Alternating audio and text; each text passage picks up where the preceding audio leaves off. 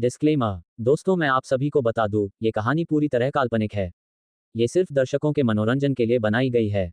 अगर आप हमारे SK novel love story channel पर नए हैं, तो वीडियो को भर भर लाइक और चैनल को सब्सक्राइब करना ना भूले। धन्यवाद। Episode 47 Atharv's madness. काफी देर तक अथर्व की हंसी उस सुनसान रास्ते पर गूंज रही थी। आयुष चुपचाप अपने रूम में जाकर बेड पर लेट गया। उसने खुद से कहा, इस जंगली इंसान की वजह से मैं तुमसे दूर हूं जान, पर बहुत जल्दी मैं तुम्हारे पास आ जाऊंगा।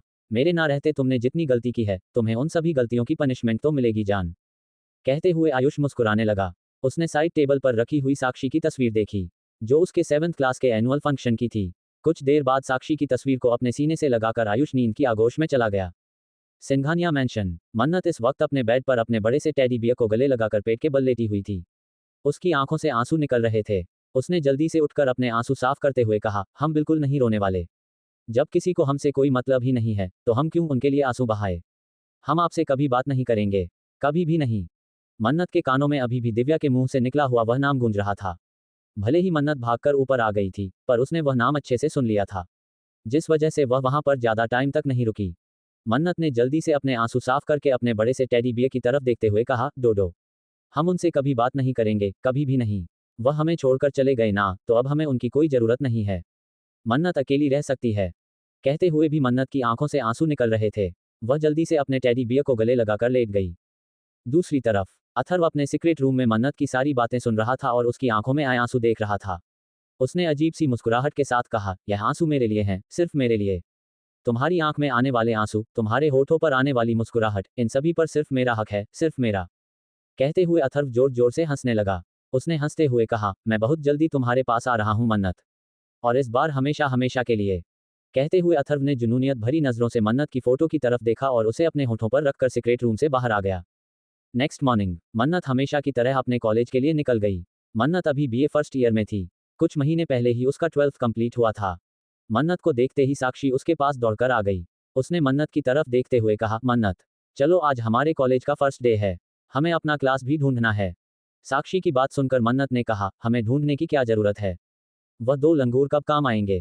कहते हुए मन्नत मुस्कुराने लगी। मन्नत की बात सुनकर साक्षी भी हंसने लगी। उन दोनों ने अपना मोबाइल निकाला। मन्नत ने अर्नव और साक्षी ने आयुष का नंबर डायल कर दिया। दूसरी तरफ से अर्नव और आयुष ने कॉल उठाते हुए कहा, तुम दोनों कहाँ हो। उन दोनों के चिल्लाने की आवाज सुनकर साक्षी और मन्नत ने एक साथ कहा, जंगल में। इतना कहकर वो दोनों हंसने लगी। तभी दूर से मन्नत को अर्नव और आयुष हाथ हिलाते हुए नजर आए। उसने साक्षी की तरफ देखकर उनकी तरफ देखने का इशारा किया। दोनों ने कॉल कट किया और अर्नव और आयुष के अपनी तरफ आने का इंतजार करने लगी। अर्नव और आयुष दौड़ते हुए मन्नत और साक्षी के पास आकर खड़े हो गए। आयुष ने मन्नत और साक्षी की तरफ देखते हुए कहा, क्या तुम लोगों ने क्लास ढूंढ लिया। इस पर साक्षी ने कहा, आयुष्मान खुराना, हम क्यों क्लासरूम ढूंढेंगे, वह तुम करोगे। साक्षी के मुंह से खुद के लिए आयुष्मान सुनकर आयुष ने अपनी छोटी आंखों से उसकी तरफ देखते हुए कहा, तुमने मेरा पूरा नाम लिया। कॉल मी आयुष यार। आयुष्मान कुछ ज्यादा ही लंबा और पुराना लगता है। आयुष्मान की बात सुनकर साक्षी के कानों में आयुष की धमकी गूंजने लगी, तुम्हारी लाइफ में सिर्फ एक आयुष है जो कि मैं हूं।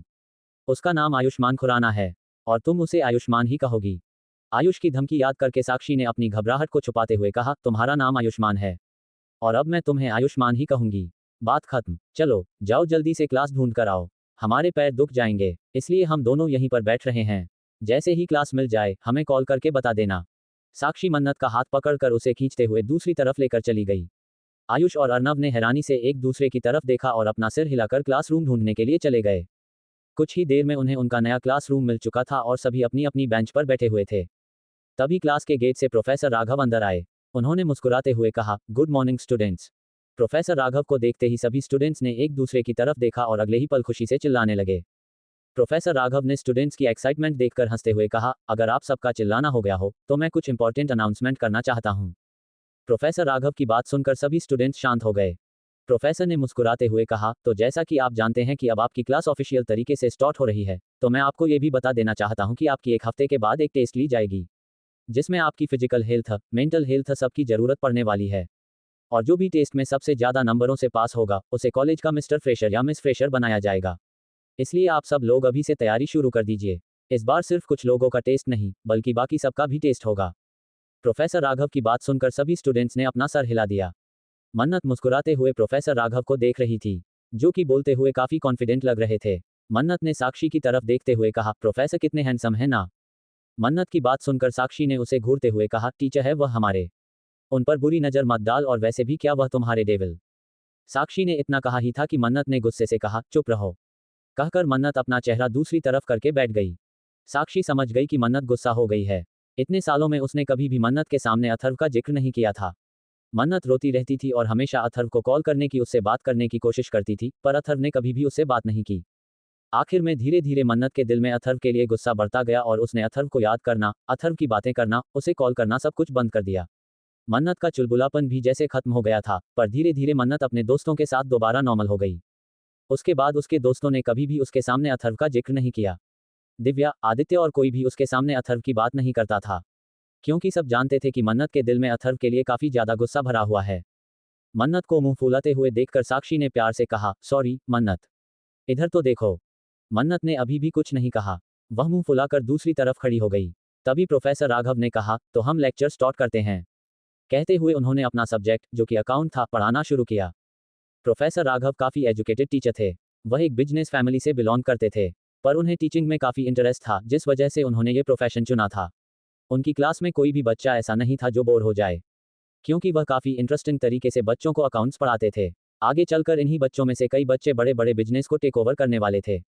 इन्हीं के फ्यूचर से देश की जीडीपी इफेक्ट होने वाली थी। पूरे क्लास में मन्नत का मन बिल्कुल भी नहीं लग रहा था। हमेशा प्रोफेसर राघव को घूर घूर कर देखने वाली मन्नत इस वक्त चुपचाप गुमसुम सी बैठी हुई थी। साक्षी भी समझ सकती थी कि मन्नत के दिमाग में फिर से अथर्व का 6 साल पहले किया गया रुखा बर्ताव और उसे बिना कुछ कहे छोड़कर चले जाना सब कुछ याद आ रहा है। साक्षी ने मन्नत से बात करने की कोशिश की, पर मन्नत इस बार सच में गुस्सा हो चुकी थी। आखिर में साक्षी ने भी कुछ नहीं कहा और वह क्लास पर ध्यान देने लगी। क्लास खत्म होने के बाद प्रोफेसर राघव ने सबकी तरफ देखकर मुस्कुराते हुए कहा, उम्मीद है कि आपको सारे डाउट क्लियर हो गए होंगे। अगर और कुछ डाउट है तो आप मेरे ऑफिस में आकर मुझसे अपने डाउट्स क्लियर कर सकते हैं। कहते हुए प्रोफेसर राघव ने एक नज़र मन्नत को देखा और वहां से चले गए। प्रोफेसर के जाते ही अर्नव पिछली सीट से कूदकर सामने आ गया। उसने साक्षी और मन्नत की तरफ देखते हुए कहा, अरे यार, मैं तो एक ही लेक्चर में बोर हो गया, मैं बाकी के लेक्चर कैसे अटेंड करूंगा। चलो ना, बाहर घूम कर आते हैं। अर्नव की बात सुनकर मन्नत ने मुंह बनाकर उसकी तरफ देखते हुए कहा, अगर तुम्हें यहाँ पर इतना ही बोर हो रहा है तो खुद बाहर चले जाओ। हमें पनिशमेंट नहीं चाहिए, जो हम एक क्लास खत्म होते ही बाहर निकल जाएंगे। मन्नत की बात सुनकर अर्नव का मुंह बन गया। तभी पीछे से आयुष ने उसके कंधे पर मारते हुए कहा, बंदर, गुलाटी मारना बंद कर दे और चुपचाप बैठ जा। आयुष के मुंह से खुद के लिए बंदर सुनकर अर्नव ने उसे घूरते हुए कहा, तुमने दी ग्रेट अर्नव शेखावत को बंदर कहा। तुम्हें पता भी है कि इसके लिए तुम्हें कितनी बड़ी सजा मिल सकती है। अर्नव की बात पर आयुष ने उसके बाल खींचते हुए कहा, भाड़ में गई तेरी सजा और भाड़ में गया तू। उन दोनों की लड़ाई देखकर साक्षी ने गुस्से से कहा, चुप रहो, प्रोफेसर सोनिया आती ही होगी। तभी प्रोफेसर सोनिया क्लास में एंटर हुई। उन्हें देखकर अर्नव जल्दी से जाकर अपनी जगह पर बैठ गया। प्रोफेसर सोनिया ने सभी स्टूडेंट्स की तरफ देखकर मुस्कुराते हुए कहा, good morning students. Professor Sonia की गुड मॉर्निंग पर सभी स्टूडेंट्स ने मुस्कुराते हुए उन्हें गुड मॉर्निंग कहा। प्रोफेसर सोनिया का ध्यान मुस्कुराते हुए मन्नत पर गया। मन्नत को देखते ही उनकी आंखों में अजीब से भाव नजर आने लगे, पर अगले ही पल उन्होंने खुद के एक्सप्रेशन संभाल कर मुस्कुराते हुए कहा, स्टार्ट करते हैं हमारा फर्स्ट ऑफिशियल क्लास। कहकर उन्होंने अपना लेक्चर पढ़ना स्टार्ट कर दिया। प्रोफेसर सोनिया दिखने में काफी खूबसूरत थी। उनकी उम्र में 24 से 25 साल के आसपास थी। क्लास के कई सारे लड़के उनके आगे पीछे डोलते रहते थे। वह भी पढ़ा ही रही थी कि तभी उनका ध्यान मन्नत पर गया, जो कि अपना चेहरा दूसरी तरफ खिड़की से बाहर देख रही थी। प्रोफेसर सोनिया ने गुस्से से कहा, मन्नत Singhania, stand up. Professor Sonia के मुंह से अपना नाम सुनने के बाद भी मन्नत का ध्यान उन पर नहीं गया, क्योंकि वह तो किसी और ही सोच में खोई हुई थी। साक्षी ने जैसे ही ये देखा, उसने मन्नत को कंधों से पकड़कर हिलाते हुए कहा, मन्नत। साक्षी की आवाज सुनकर मन्नत ने पलटकर उसकी तरफ देखा, तो साक्षी ने उसे आंखों के इशारे से सामने देखने के लिए कहा। मन्नत ने देखा तो प्रोफेसर सोनिया उसे ही घूरते हुए देख रही थी। मन्नत ने घबराते हुए कहा, मैम, वो मैं बस। मन्नत ने इतना कहा ही था कि प्रोफेसर सोनिया ने गुस्से से कहा, खड़ी हो जाओ और बताओ कि मैं क्या पढ़ा रही थी। प्रोफेसर सोनिया की बात सुनकर मन्नत डरते डरते खड़ी हो गई। उसने बोर्ड की तरफ देखा, जहां पर कुछ भी लिखा हुआ नहीं था। उसे कुछ समझ नहीं आ रहा था कि वह क्या करे। प्रोफेसर सोनिया ने कहा, मन्नत सिंघानिया, यह कोई गार्डन नहीं है जहां पर तुम यहाँ वहां नजरें घुमा रही हो। ये क्लासरूम है और इसमें टीचर क्या पढ़ा रहा है उस पर ध्यान देना होता है। अगर तुम्हारा पढ़ाई में ध्यान नहीं लगता तो अपने घर पर बैठो। वैसे भी पेरेंट्स ने काफी प्रॉपर्टी कमा कर रखी है, तुम्हारे काम आएगी। प्रोफेसर सोनिया की बात सुनकर मन्नत का चेहरा नीचे झुक गया। उसे गुस्सा तो बहुत आ रहा था, पर इस तरह से अपनी ही गलती होने पर प्रोफेसर को कुछ नहीं बोल सकती थी। प्रोफेसर सोनिया ने एक नज़र मन्नत की तरफ देखा, तभी उनका लेक्चर खत्म होने की बेल बज गई। वह मन्नत को घूरते हुए वहां से बाहर चली गई। सभी मेल स्टूडेंट जो कि मन्नत को लाइक करते थे, मन्नत का उदास चेहरा देखकर उनका चेहरा भी उदास हो गया। मन्नत ने जल्दी से खुद को संभालकर साक्षी की तरफ देखा। साक्षी भी गुस्से में लग रही थी। मन्नत ने साक्षी की तरफ देखते हुए कहा, तुमने हमें पहले क्यों नहीं बताया? कितनी इंसल्ट हो गई हमारी। और हमने ऐसा भी क्या कर दिया जो प्रोफेसर सोनिया हमें इतना सुनाने लगी? वैसे भी सब तो कहते हैं कि वह काफ़ी स्वीट हैं, किसी के साथ बुरा बर्ताव नहीं करती। फिर हमारे साथ ऐसा क्यों किया? मन्नत का मूड और भी ज़्यादा खराब हो चुका था। कोई भी उसके साथ इस तरह से बात नहीं करता था। उसकी आंखों में हल्के आंसू आ गए थे। क्लासरूम से निकलकर प्रोफेसर सोनिया ने मुस्कुराहट से कहा, तुम्हें बहुत शौक है ना टीचर्स को अपने प्यार में फंसाने का। तुम्हें तो मैं अब सबक सिखा के ही रहूंगी, मन्नत सिंघानिया। कहते हुए प्रोफेसर सोनिया चल ही रही थी कि अचानक से किसी ने पीछे से उनके मुंह को बंद कर लिया। प्रोफेसर सोनिया ने उस इंसान को धक्का देने की कोशिश की, पर तब तक उनकी आंखों के सामने अंधेरा छा चुका था। दूसरी तरफ एक प्राइवेट जेट में अथर्व इस वक्त बेहद डरावने तरीके से मुस्कुरा रहा था। उसने स्क्रीन पर देखते हुए कहा, उसके हर एक आंसू की कीमत तुम्हें चुकानी होगी। एपिसोड 48 आई एम बैक मन्नत। अथर्व इस वक्त बेहद गुस्से से स्क्रीन पर देख रहा था, जहां सोनिया को कॉलेज के ही एक क्लासरूम में बांधा गया था। सोनिया अभी बेहोश पड़ी हुई थी। अथर्व ने स्क्रीन को बंद करके डरावने तरीके से खिड़की से बाहर बादलों की तरफ देखते हुए कहा, तुम्हारी आंखों में आंसू आने का रीजन सिर्फ मैं ही हो सकता हूँ। सिर्फ और सिर्फ मैं। अगर किसी और ने तुम्हें रुलाने की कोशिश की तो उसे मैं खून के आंसू रुलाऊंगा, एंजल। कहते हुए अथर्व अजीब तरह से मुस्कुराने लगा। वहीं दूसरी तरफ प्रोफेसर सोनिया को हल्का हल्का होश आने लगा। उन्होंने आंख खोलकर देखा तो खुद को एक अंधेरे रूम में पाया। उसने चिल्लाने की कोशिश की तो महसूस हुआ कि उनके मुंह पर इस वक्त पट्टी बंधी हुई है। उन्होंने अपने हाथों को हिलाने की कोशिश की तो हाथ भी बंधे हुए थे। प्रोफेसर सोनिया ने मन ही मन घबराते हुए कहा, मैं तो क्लासरूम से निकल रही थी। मैं कहाँ पर हूँ और कौन मुझे इस तरह से बांध कर गया है? कहते हुए प्रोफेसर सोनिया को घबराहट हो रही थी। तभी वह दरवाजा खुला और दो शख्स अंदर आए। उन्होंने अंदर आते ही दरवाजा दोबारा बंद कर दिया, पर प्रोफेसर ने देख लिया था कि वह कॉरिडोर के कोने के एक रूम में बंद है, जहां टूटा फूटा सामान रखा जाता था और यहां पर काफी कम लोगों का ही आना जाना होता था। प्रोफेसर की आंखों में इस वक्त डर नजर आ रहा था। वह दो आदमी हंसते हुए प्रोफेसर के सामने आकर खड़े हो गए। उन्होंने प्रोफेसर के चेहरे पर डर देख लिया था। एक ने प्रोफेसर के पास आकर उसे बालों से पकड़कर चिल्लाते हुए कहा, बहुत शौक है ना चिल्लाने का? आज तुझे बताएंगे कि असल में चिल्लाना होता क्या है। पहले वाले आदमी की बात सुनकर दूसरे आदमी ने हंसते हुए अपना सर हिलाया। उसके हाथ में इस वक्त दो बाल्टियां थीं। प्रोफेसर सोनिया ने जोर जोर से अपने पैर हिलाते हुए उसे खुद से दूर करने की कोशिश की।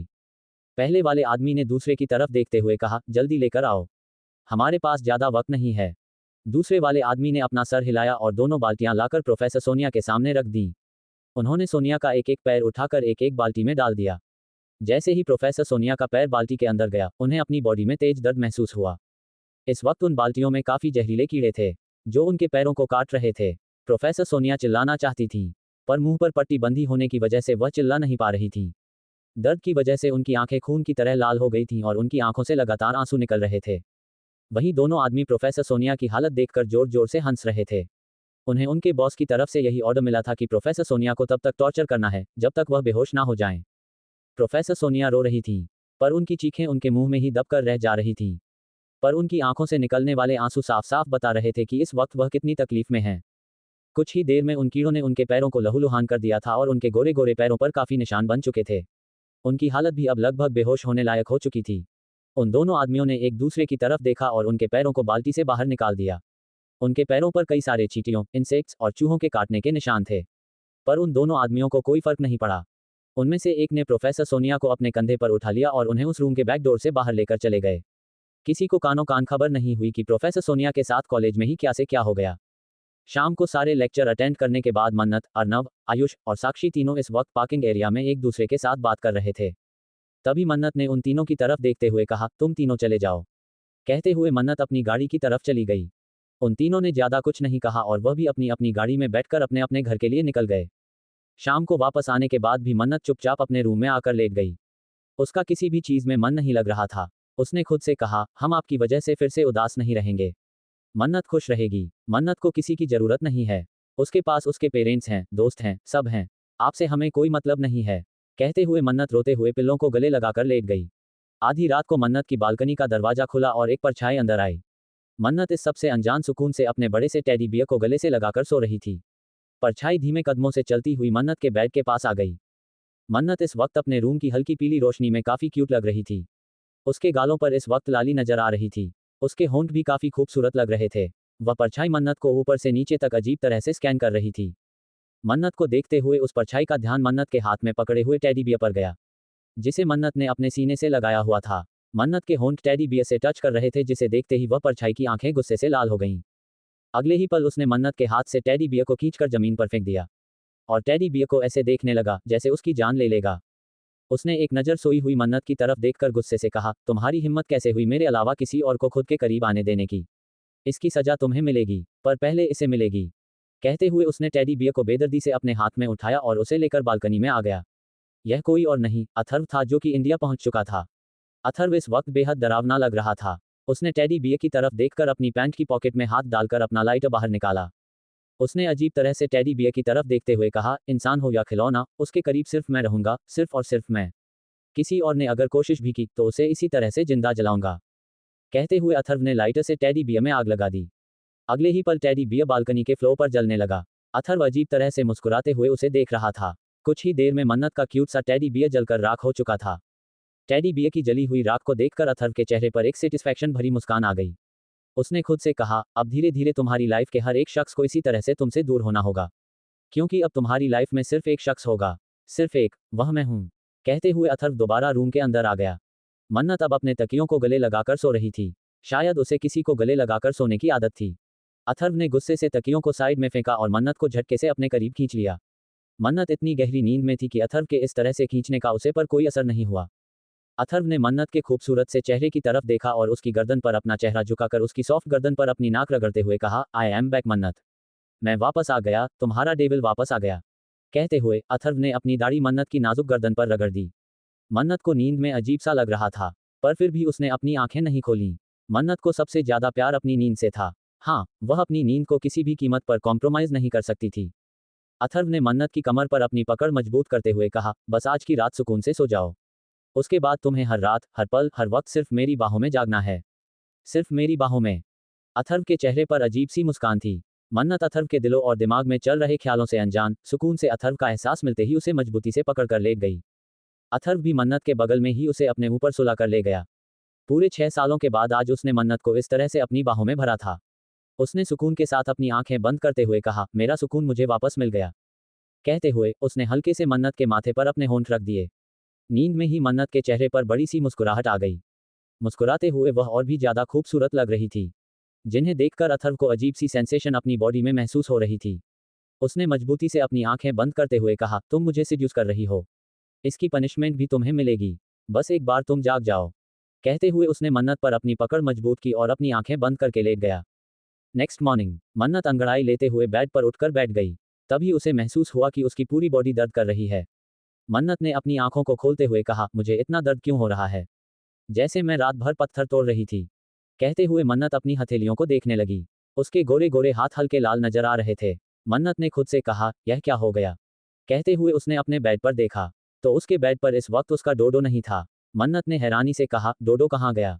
कहते हुए मन्नत बेड से उतरकर बेड के दोनों साइड देखने लगी, पर डोडो वहां भी नहीं था। मन्नत ने खुद से कहा, डोडो कहाँ चला गया। उसने इतना कहा ही था कि उसे एक स्ट्रांग परफ्यूम की स्मेल अपनी बॉडी से आई हुई महसूस हुई। मन्नत ने खुद से कहा, ये तो। कहते हुए वह चुप हो गई। उसने कहा, हम पागल हो गए हैं, लगता है हमारा दिमाग खराब हो गया है। कल से उनके बारे में सोचते सोचते अब हमें उनकी परफ्यूम की स्मेल भी आ रही है। मन्नत तू पागल है। कहते हुए मन्नत ने अपने सिर पर हाथ मारा और बालकनी में आ गई। बालकनी में उसे ठंडी हवा महसूस हो रही थी। तभी मन्नत को कुछ अजीब सा दिखा। उसने खुद से कहा, यह क्या है। कहते हुए वह बालकनी के कोने पर आ गई, जहां पर कुछ जला हुआ था और वहां पर राख नजर आ रही थी। मन्नत ने ध्यान से देखा तो उसे साइड में एक पिंक कलर का छोटा सा सॉफ्ट टुकड़ा नजर आया, जिसे देखते ही मन्नत की आंखें हैरानी से बड़ी हो गईं, क्योंकि यह डोडो का टुकड़ा था। मन्नत ने खुद से कहा, डोडो। कहते हुए उसकी आंखों से आंसू निकलने लगे। मन्नत दौड़ते हुए अपने रूम में आ गई। उसने अपने पूरे रूम में, अलमारी में, बाथरूम में, हर जगह पर अपने टेडी बेयर डोडो को देखा। वह पिछले 10 सालों से उसके साथ था। यह आदित्य ने उसे उसके 10वें बर्थडे पर गिफ्ट किया था। मन्नत अथर्व के जाने के बाद हमेशा उसे अपने सीने से लगाकर सोती थी, क्योंकि जब अथर्व था तो मन्नत को किसी और को खुद के पास सुलाने ही नहीं देता था। मन्नत ने काफी देर तक पूरे रूम और हर जगह ढूंढने के बाद खुद से कहा, हमारे डोडो को किसने जला दिया। कहते हुए मन्नत रोते हुए वापस बालकनी में आ गई। इस वक्त वह काफी ज्यादा इमोशनल हो चुकी थी। यह उसके डैडी का गिफ्ट था और उसका फेवरेट टेडी बियर भी। मन्नत रोते हुए घुटनों के बल राख के पास बैठ गई। उसने उसे देखते हुए कहा, हमारे रूम में आकर किसी ने हमारे डोडो को जला दिया और हमें पता भी नहीं चला। कहते हुए मन्नत का दिमाग पूरी तरह से चकराने लगा। अगले ही पल उसके दिमाग में कुछ आया। उसने खुद से कहा, क्या सच में वह यहाँ पर थे? क्या ये सब उन्होंने किया है? मन्नत यही सब सोच रही थी। अगले ही पल उसने खुद से कहा, नहीं, वह तो हमसे दूर जा चुके हैं। उन्हें हमसे कोई मतलब नहीं है। वह तो हमसे दूर रहना चाहते हैं। अगर उन्हें वापस आना होता तो वह हमें छोड़कर क्यों जाते? कहते हुए मन्नत फिर से रोने लगी। तभी उसके रूम के दरवाजे पर उसे आदित्य की आवाज़ सुनाई दी, मन्नत। आदित्य की आवाज़ सुनकर मन्नत जल्दी से उठकर खड़ी हो गई। उसने अपने आंसू साफ किए और दौड़ते हुए अपना दरवाजा खोलने के लिए दरवाजे के पास आ गई। मन्नत ने दरवाजा खोला तो सामने मुस्कुराते हुए आदित्य और दिव्या खड़े थे। उन दोनों को देखकर मन्नत ने मुस्कुराते हुए कहा, डैडी, मॉम, आप दोनों यहाँ पर क्या कर रहे हो? मन्नत को देखते ही आदित्य का ध्यान उसकी भरी हुई आंखों पर गया। आदित्य ने परेशानी से कहा, मन्नत, क्या आप रो रही थी? क्या हुआ है, बच्चा? मन्नत ने मुस्कुराते हुए कहा, कुछ नहीं डैडी, बस आंखों में पानी चला गया था। आप इतनी सुबह सुबह मेरे रूम में क्या कर रहे हो? कुछ काम था क्या? मन्नत के सवाल पर दिव्या ने मुस्कुराते हुए कहा, मन्नत, क्या आप भूल गई? आज आपकी कशिश आंटी का 42वां बर्थडे है। हमें बर्थडे विश करने के लिए राठौर मैंशन जाना है, इसलिए आप जल्दी रेडी हो जाए। राठौर मैंशन जाने की बात सुनते ही मन्नत के चेहरे की मुस्कुराहट पल भर में गायब हो गई और उसके चेहरे पर अजीब से एक्सप्रेशन नजर आने लगे। मन्नत को इस तरह से देखकर आदित्य ने कहा, क्या हुआ? मन्नत ने कहा, डैडी, क्या मेरा आना जरूरी है? मन्नत की बात पर दिव्या ने कहा, मन्नत, आप जानती हो ना कि आपकी कशिश आंटी आपसे कितना प्यार करती हैं। अगर आप हमारे साथ नहीं आई तो उन्हें बहुत बुरा लगेगा। बाकी आपकी मर्जी। चलिए। एपिसोड 49, अथर्व की बाहों में मन्नत। कुछ देर बाद मन्नत रेडी होकर नीचे आ गई। मन्नत को नीचे आते हुए देखकर आदित्य और दिव्या के चेहरे पर मुस्कुराहट आ गई। मन्नत ने इस वक्त एक वाइट कलर का अनारकली सूट पहना हुआ था। कानों में बड़ी बड़ी बालियां, माथे पर छोटी सी बिंदी और होठों पर हल्की सी लिपस्टिक।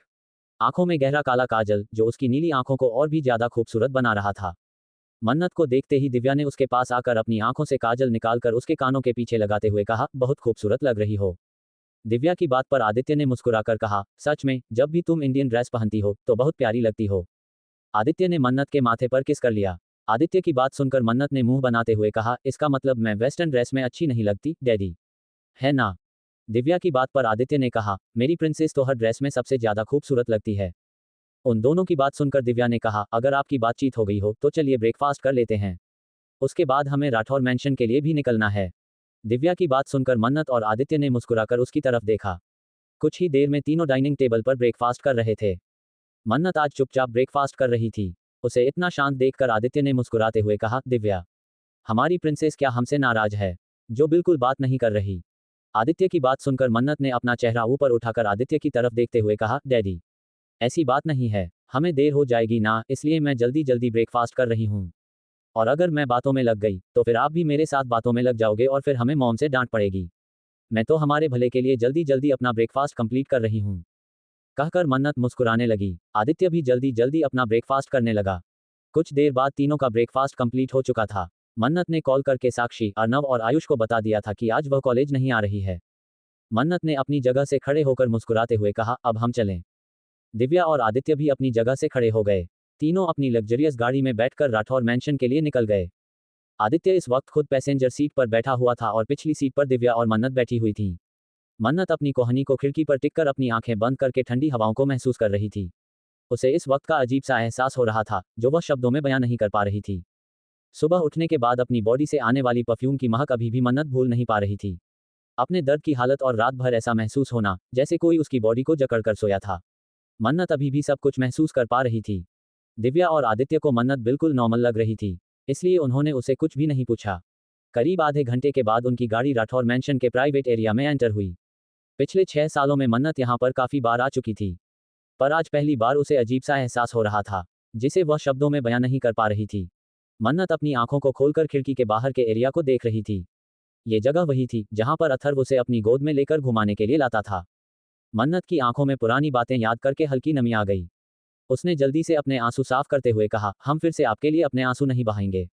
हमें आपसे कोई मतलब नहीं है, आप हमारे कोई नहीं हो। कहते हुए मन्नत ने खुद को संभाल लिया। कुछ ही देर में राठौर मैंशन के सामने दिव्या, आदित्य और मन्नत की गाड़ी आकर रुक गई। गाड़ी के रुकते ही आदित्य दरवाजा खोलकर बाहर आ गया। उसने दिव्या और मन्नत के लिए दरवाजा खोला और अपना हाथ देकर उन्हें गाड़ी से बाहर निकाला। मन्नत ने मुस्कुराकर आदित्य की तरफ देखा और फिर राठौर मैंशन की ऊंची सी बिल्डिंग को देखने लगी।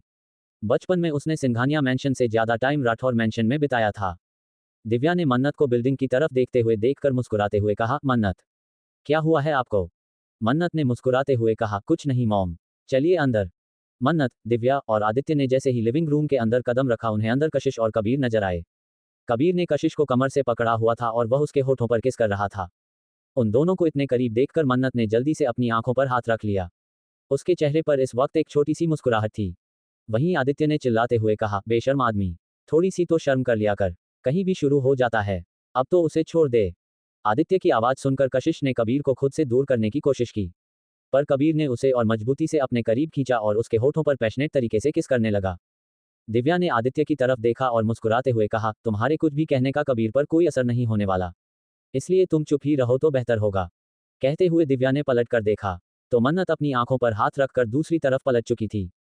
काफी देर के बाद जब कबीर को लगा कि अब कशिश की हालत खराब हो रही है, उसने कशिश को खुद से दूर किया और गहरी गहरी सांस लेती हुई कशिश को शैतानी तरीके से मुस्कुराते हुए देखने लगा।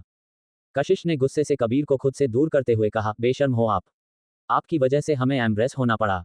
कहते हुए कशिश ने पलट कर देखा तो दरवाजे पर इस वक्त आदित्य, दिव्या और मन्नत खड़ी थी। आदित्य और दिव्या के होने से कशिश को ज्यादा फर्क तो नहीं पड़ा, क्योंकि कबीर कहीं भी शुरू हो जाता था, पर मन्नत के सामने उसे ये सब कुछ काफी ज्यादा ऑकवर्ड लग रहा था। फिर भी कशिश ने खुद को संभाल कर मुस्कुराते हुए कहा, मन्नत बेटा, दिव्या, आदित्य। कशिश की बात सुनते ही मन्नत ने अपनी छोटी सी हथेली को अपने चेहरे से हटाकर मुस्कुराते हुए कहा, हैप्पी बर्थडे आंटी। कहते हुए मन्नत दौड़ते हुए आकर कशिश के गले से लग गई। वहीं कबीर अपने दोनों हाथ पैंट की पॉकेट में डालकर आदित्य को घूरने लगा। आदित्य ने कबीर के पास आते हुए कहा, तुम्हें थोड़ी सी भी शर्म नहीं आती ना? आदित्य की बात पर कबीर ने बेशर्मी से मुस्कुराते हुए कहा, मेरा घर, मेरी वाइफ, मेरी मर्जी, मैं जब चाहूं जो चाहूं उसके साथ जहां चाहूं कर सकता हूं। और अगर ये तुम्हें बेशर्मी लगती है तो हाँ, मैं हूं बेशर्म, और मुझे जिंदगी भर बेशर्म ही रहना है। कबीर की बात सुनकर आदित्य ने अपना सिर हिलाते हुए कहा, तुमसे बात करना मतलब पत्थर पर अपना सिर फोड़ना। आदित्य की बात सुनकर कबीर ने टेढ़ी मुस्कुराहट के साथ कहा, बिल्कुल सही, और इडियट लोग ही पत्थर पर अपना सिर फोड़ते हैं। कबीर ने इनडायरेक्टली आदित्य को इडियट कहा था। आदित्य ने घूरकर उसे देखा और मुंह बनाकर दोबारा कशिश की तरफ देखने लगा। उसने मुस्कुराते हुए कहा, हैप्पी बर्थडे कशिश। इतना कहकर आदित्य कशिश को गले लगाने के लिए उसके पास आने ही वाला था कि पीछे से कबीर ने उसे खींचते हुए कहा, डोंट यू डेयर, मेरी वाइफ को टच मत करना। कबीर की बात सुनकर आदित्य ने उसे घूरते हुए कहा, नहीं कर रहा हूं, नहीं कर रहा हूं, और अगर मैंने उसे टच भी कर लिया तो कुछ नहीं होगा। मेरे लिए कशिश मेरी बहन की तरह है, पर तुम्हारे जैसे जल कुकड़े आदमी के होते हुए मैं उसे टच भी नहीं कर सकता। फिर आदित्य ने मुस्कुराते हुए कहा, हैप्पी बर्थडे कशिश, तुम हमेशा खुश रहो, तुम्हारी लाइफ में भगवान हमेशा खुशियां भेजें, और तुम्हारी लाइफ की सारी प्रॉब्लम्स तुमसे दूर कर दें। आदित्य की बात सुनकर कशिश मुस्कुराने लगी। कबीर ने आदित्य को घूरते हुए कहा, उसकी लाइफ में खुशियां सिर्फ मेरी वजह से आएंगी, किसी और की वजह से नहीं। कबीर की बात को आदित्य ने पूरी तरह से इग्नोर करते हुए कहा, अच्छा आज का प्लान क्या है? क्योंकि तुम्हें तो पार्टी करना पसंद नहीं है, तो फिर क्या करें हम? बोलो। आदित्य की बात पर कशिश ने मुस्कुराते हुए कहा, हम पहाड़ी वाले शिव मंदिर जा रहे हैं। मैं बचपन में माँ पापा के साथ शिव मंदिर जाती थी, पर पिछले कुछ सालों से मैं मंदिर नहीं गई। आज मेरा बहुत दिल है उस मंदिर में जाने का, हम सब चल रहे हैं। कहते हुए कशिश ने पलटकर कबीर की तरफ देखा। कबीर ने भी उसे मना नहीं किया। कबीर की चुप्पी उसकी हाथ थी, जिसे देखकर कशिश के चेहरे पर बड़ी सी मुस्कुराहट आ गई। कशिश ने मुस्कुराते हुए मन्नत की तरफ देखते हुए कहा, मन्नत, आप हमारे साथ चलोगी ना? मन्नत मुस्कुराते हुए बोली, जी आंटी, मैं आपके साथ चलूंगी। कुछ देर बाद सभी पहाड़ी वाले शिव मंदिर के लिए निकल गए थे। मन्नत के चेहरे पर अभी भी काफी कॉम्प्लिकेटेड एक्सप्रेशन थे, क्योंकि जब वह राठौर मैंशन में मौजूद थी उसे ऐसा लग रहा था जैसे अथर्व उसके आसपास है। इस फीलिंग को वह चाह कर भी झूठला नहीं पा रही थी। मन्नत ने खुद से कहा, मन्नत, तू पागल हो गई है, तू कैसे सोच रही है कि वह यहाँ पर हो सकते हैं? वह तो जरूर अपनी किसी गर्लफ्रेंड के साथ लंदन में एंजॉय कर रहे होंगे, इसलिए तो हमें छोड़ कर गए थे। कहते हुए मन्नत की आवाज भारी हो गई।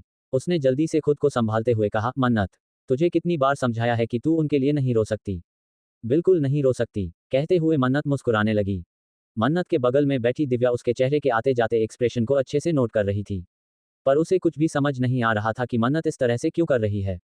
कुछ देर बाद उनकी गाड़ियां पहाड़ी वाले शिव मंदिर के सामने आकर रुकी।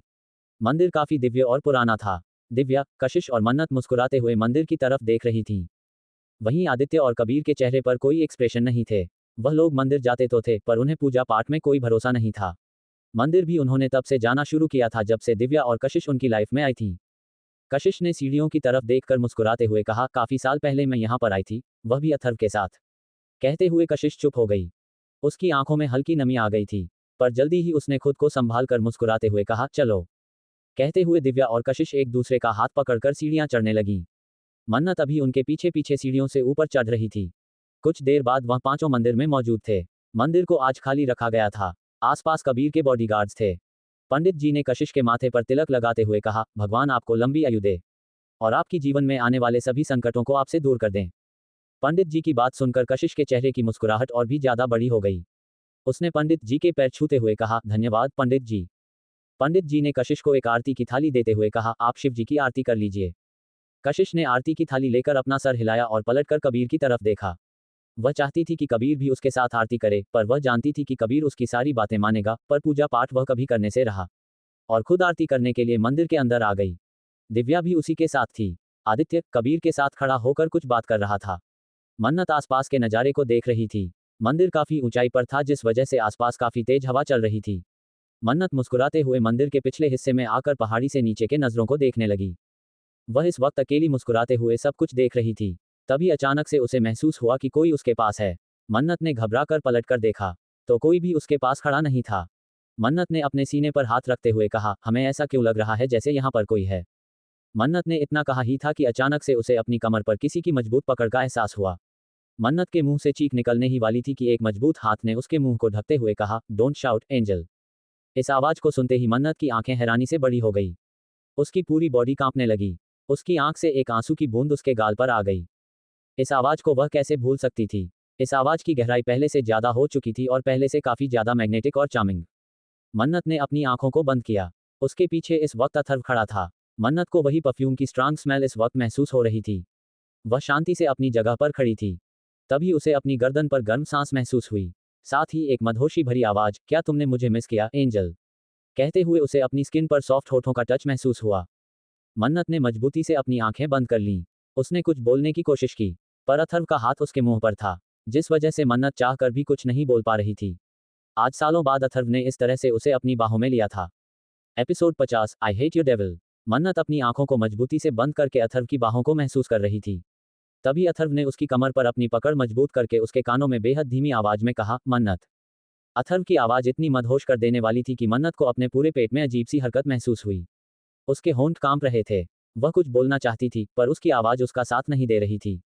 मन्नत की आंखों के सामने बचपन से लेकर 12 साल की उम्र तक की सारी यादें घूम रही थीं। किस तरह से अथर्व उसका ध्यान रखता था, किस तरह से वह उसे खुद से एक पल के लिए भी दूर नहीं होने देता था, किस तरह से वह हर बार उसे हर मुश्किल से बचा लेता था, किस तरह से अथर्व उसके लिए उसकी पूरी दुनिया था, उसके पेरेंट्स से भी ज्यादा इंपॉर्टेंट। अचानक से उसे 6 साल पहले अथर्व का उसे अचानक से छोड़कर चले जाना और पिछले 6 साल से एक बार भी कांटेक्ट न करना याद आया। ये सब याद आते ही मन्नत अथर्व को धक्का देने लगी। उसने चिल्लाते हुए कहा, छोड़ो मुझे। कौन हो आप, छोड़ो। कहते हुए मन्नत पूरी ताकत लगाकर अथर्व की बाहों से निकलने की कोशिश कर रही थी। मन्नत जितना अथर्व को खुद से दूर करने की कोशिश करती, अथर्व की पकड़ मन्नत पर उतनी ही मजबूत होती जाती। मन्नत ने चिल्लाते हुए कहा, आप कौन हैं और इस तरह से मुझे क्यों पकड़ रखा है। क्या आपके पास दिमाग नहीं है। मन्नत इस बार पूरी तरह फ्रस्ट्रेटेड होकर चिल्लाई। मन्नत की बात सुनकर अथर्व ने झटके से मन्नत को पलटकर अपनी तरफ किया। अब मन्नत का चेहरा अथर्व के सामने था। अथर्व का चेहरा न देखने के लिए मन्नत ने मजबूती से अपनी आंखों को बंद कर लिया था। अथर्व ने अपने हाथों में मन्नत का चेहरा भरते हुए कहा, अपनी आंखें खोलो मन्नत। तुम्हें मुझसे सवाल करने की जरूरत नहीं पड़ेगी कि मैं कौन हूं। अथर्व की बात पर मन्नत ने अपनी आंखों को बंद करके चिल्लाते हुए कहा, हमें किसी अजनबी का चेहरा देखने की जरूरत नहीं है। आप हमें छोड़ो और हमसे दूर हो जाओ। हमें आपकी बाहों में घुटन हो रही है। कहते हुए मन्नत अथर्व को दूर करने के लिए अपने छोटे छोटे हाथों का इस्तेमाल करने लगी। अथर्व ने एक हाथ से उसके दोनों हाथों को पकड़कर पीठ के पीछे लगाकर उसे अपने और करीब खींचते हुए कहा, तुम्हें मेरी बाहों में घुटन हो रही है। बोलो मन्नत। अथर्व की गर्म सांसें मन्नत अपनी गर्दन पर महसूस कर पा रही थी। वह चाहकर भी कुछ नहीं बोल पाए। उसकी आंखों से आंसू की बूंदें टप टप करके गिरने लगीं। मन्नत की आंखों में आंसू देखकर अथर्व ने टेढ़ी मुस्कुराहट के साथ कहा, अगर तुम मुझे जानती नहीं तो फिर रो क्यों रही हो मन्नत। बोलो। कहते हुए अथर्व ने अपने होंठ मन्नत की आंखों पर रख दिए। अब मन्नत खुद को और कंट्रोल नहीं कर पाए और जोर जोर से रोने लगी। उसने रोते हुए कहा, क्यों आए हो वापस। जब हमें छोड़कर चले गए थे कितना रोए थे हम। हमने कितना याद किया था आपको। जब भी कॉल करते आप हमेशा कॉल काट देते थे। आप अब क्यों आए हो, जब हम आपको भूल चुके हैं, जब हम अपनी जिंदगी में आगे बढ़ चुके हैं, जब हम किसी और के साथ खुश हैं, तो क्यों वापस आए हो। मन्नत की बात सुनकर अथर्व के चेहरे की मुस्कुराहट बेहद डरावनी हो गई। उसने मन्नत की नाजुक कमर पर अपनी पकड़ मजबूत करते हुए कहा, तुम्हें मेरे अलावा किसी और के साथ खुश रहने का हक नहीं है मन्नत। अथर्व की बात सुनकर मन्नत ने अपनी आंखें खोलकर पूरी ताकत लगाकर उसे दूर धक्का देते हुए कहा, आपका हम पर कोई हक नहीं है। हम आपको जानते भी नहीं मिस्टर, इसलिए अगली बार से हमें छूने की हिम्मत भी मत कीजिएगा। कहते हुए मन्नत गुस्से से अपने आंसू साफ करते हुए वहां से जाने लगी। अथर्व ने झट से उसे बाजू से पकड़कर अपनी तरफ खींचते हुए कहा, स्वीट लिटिल मन्नत, तुम्हारी जबान कुछ ज्यादा ही चलने लगी है। लगता है इतने सालों से काफी छूट मिली है, इसलिए ये सब हो रहा है। अथर्व की बात सुनकर मन्नत ने दांत पीसते हुए कहा, हमने कहा हमारा हाथ छोड़िए। अथर्व ने मन्नत की बात सुनकर उसके हाथ पर अपनी पकड़ मजबूत करते हुए कहा, पूरी जिंदगी नहीं छोड़ूंगा। अथर्व की बात सुनकर मन्नत ने अपने दर्द भरी मुस्कुराहट के साथ उसकी तरफ देखते हुए कहा, यही वादा किया था ना 6 साल पहले। पर किया क्या? 6 साल पहले हमें बिना कुछ बताए छोड़कर चले गए और मुड़कर एक बार भी नहीं देखा कि मन्नत जिंदा है या मर गई। मन्नत ने इतना कहा ही था कि अथर्व ने झटके से उसे अपने करीब खींचकर उसकी गर्दन दबाते हुए कहा, अपने मुंह से मरने की बात दोबारा करने के बारे में सोचना भी मत। तुम्हारी मौत भी मेरी इजाजत के बिना तुम्हारे पास नहीं आएगी। तुम्हारी जिंदगी पर, तुम्हारी मौत पर, तुम्हारी हर एक चीज पर सिर्फ मेरा हक है, सिर्फ मेरा। कहते हुए अथर्व का चेहरा काफी डरावना लग रहा था। उसकी पकड़ मन्नत की गर्दन पर काफी मजबूत होती जा रही थी। मन्नत को ऐसा लग रहा था जैसे आज वह बिना सांस लिए ही मर जाएगी। उसने अपने दोनों हाथों से अथर्व के हाथ को गर्दन से हटाने की कोशिश की, पर अथर्व तो जैसे गुस्से से पागल हो चुका था। उसने मन्नत की गर्दन पर और जोर डालते हुए कहा, अगली बार से कभी भी मत कहना कि मेरा तुम पर कोई हक नहीं है। तुम पर सिर्फ मेरा हक है, सिर्फ मेरा। तुम सिर्फ मेरी हो। मन्नत की आंखें अब धीरे धीरे बंद हो रही थीं। यह एहसास होते ही अथर्व ने झटके से मन्नत की गर्दन को छोड़ दिया। वह नीचे गिरती इससे पहले ही अथर्व ने उसे कमर से पकड़कर अपनी बाहों में संभालते हुए कहा, क्यों मुझे गुस्सा दिलाती हो मन्नत? क्यों? कहते हुए अथर्व मन्नत की पीठ पर हाथ फेरते हुए उसकी गर्दन पर किस करने लगा। मन्नत ने गहरी सांस लेकर खुद को संभालने की कोशिश की। उसका गोरा सा चेहरा खून की तरह लाल हो गया था। उसकी गर्दन पर भी अथर्व की मजबूत पकड़ की वजह से निशान बन गया था। मन्नत की आंखों से आंसू निकल रहे थे। उसने खुद से कहा, आप बहुत बुरे हो, बहुत ज्यादा बुरे। हम आपके पास कभी नहीं रहेंगे, कभी भी नहीं। अथर्व से दूर होने की कोशिश की तो अथर्व ने उसकी कमर पर अपनी पकड़ मजबूत करते हुए कहा, कोशिश बेकार है, क्योंकि तुम कभी मुझसे दूर नहीं जा पाओगी। तब तक तो बिल्कुल नहीं, जब तक मेरी सांसें चल रही हैं। अथर्व की बात सुनकर मन्नत की आंखों से फिर से आंसू बहने लगे। उसने रोते हुए कहा, I hate you devil, I hate you, नफरत करती हूं मैं आपसे, सिर्फ और सिर्फ नफरत। कहते हुए मन्नत जोर जोर से रोने लगी। उसकी चीखों में दर्द था, 6 सालों का। वो दर्द जो उसने अपने अंदर छुपाया हुआ था। 6 सालों में ऐसा एक पल, ऐसा एक वक्त नहीं गया था जब उसने अथर्व को याद ना किया हो। पर क्या अथर्व ने उसे याद किया था? ये सोचते ही मन्नत को अपने दिल में और भी ज्यादा दर्द होने लगा। उसने अथर्व को खुद से दूर करते हुए कहा, क्यों आए हो आप वापस? जब छोड़कर जाना ही था तो क्यों दोबारा उम्मीद देने के लिए वापस आए हो?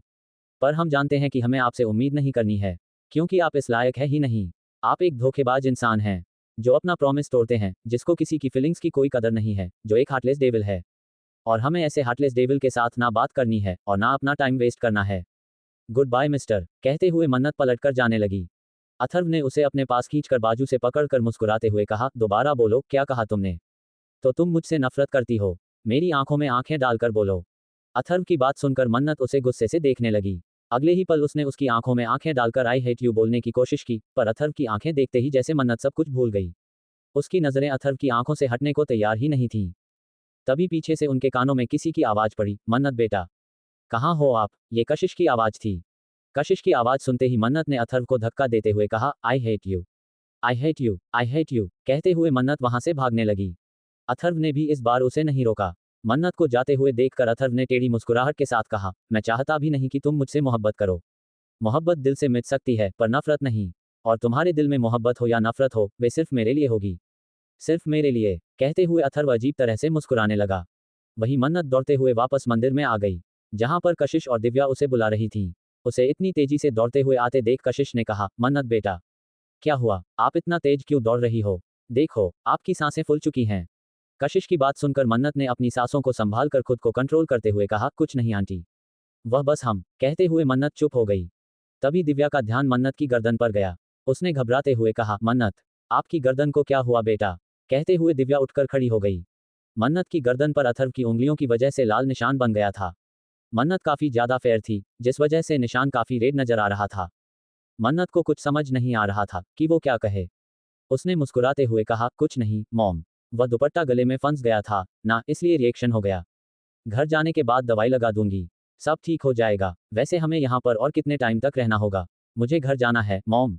मन्नत की बात सुनकर और उसके चेहरे के एक्सप्रेशन देखकर दिव्या को कुछ अजीब लगा, क्योंकि अभी मन्नत नॉर्मल बर्ताव नहीं कर रही थी। उसके चेहरे पर इस वक्त घबराहट और डर के मिले जुले भाव नजर आ रहे थे।